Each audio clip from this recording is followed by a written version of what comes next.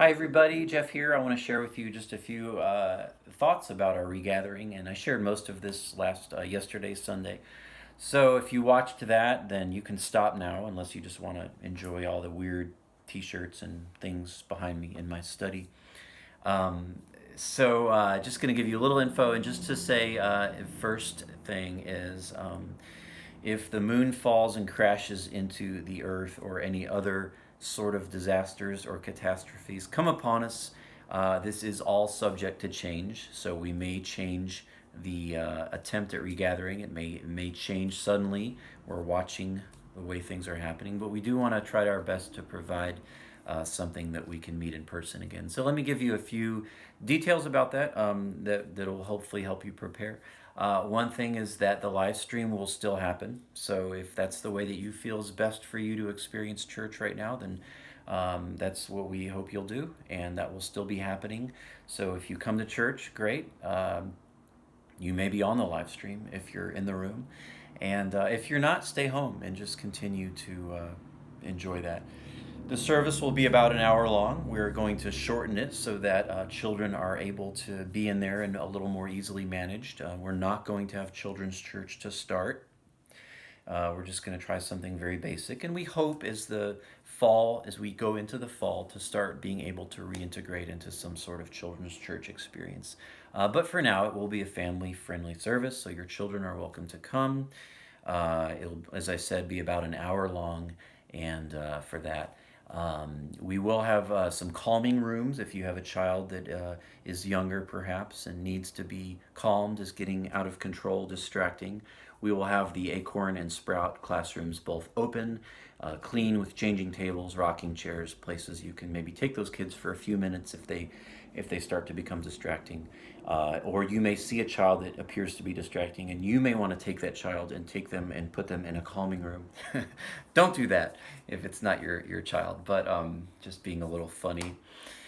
So we will have that, and we also will have an expanded nursing moms room, new moms room, for the littlest of our church members, and that will be in the living room. So we're also, in addition to the regular new moms room, we have, which is kind of small and cramped, and so to encourage safety and social distancing, we're opening up our living room, and it will be cool. We'll have the service on the TV for you, and that'll be a large room you can use if you're a new mom and you want to use that to nurse or take your baby and hold your baby.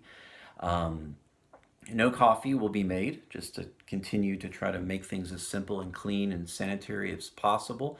So you can bring your own coffee. There won't be a coffee break, but bring your own coffee. You could come at 9:30 and just socialize, and maybe you'll bring your coffee in your vintage vineyard cup or whatever cup you choose to do that. And hey, guys, this is important to say too. We're not putting tape on the floors. We're not moving the chairs. We're just going to trust that you love the Lord with all your heart, strength, soul, and mind, and will social distance in a way that is honoring and respectful to everybody. So you might put a chair or two between you and the other person, but we're not going to police that, and we also just can't be responsible for that. So it is a come at your own risk factor, what each person's comfortable with. Masks are not required. However, if you wish to wear a mask, we certainly encourage that. There's no judgment at all. I wear a mask everywhere I go in public. The only reason I probably won't have one on myself during services, it's very difficult for me to talk, and because with the mask on, I'm breathing my own, I think, carbon dioxide back in. And I've noticed myself after about 20 minutes of trying to talk with a mask, I start feeling lightheaded.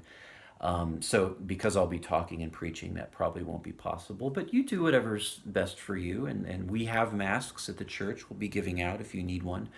We'll have plenty of sanitizer available if you want to squirt. And the church will be cleaned and sanitized, all the doorknobs, all the light switches, touch surfaces, bathroom surfaces.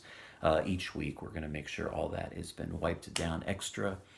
And let me say this too, we're going to be kind of mean if we see people that appear to be sick or coughing. So if you are in that category, just stay home and watch the service on Facebook. not only is it not safe that you or I, if we are coughing, and I add myself to this, are possibly getting other people sick, but it's there's an anxiety that happens if someone is now if you're just coughing once or twice because you have something in your throat, of course.